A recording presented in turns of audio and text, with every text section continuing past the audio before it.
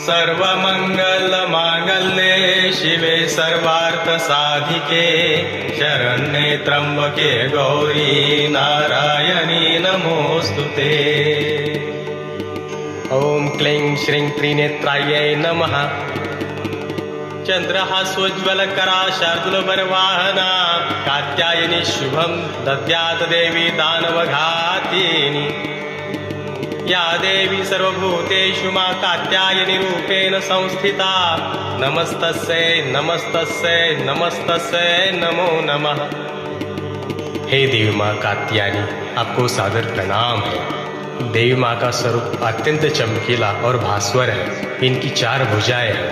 दाएं हाथ अभय मुद्रा वर मुद्रा में है तथा बाएं हाथ में तलवार और कमल पुष्प सुशोभित है और वहाँ सिंह है।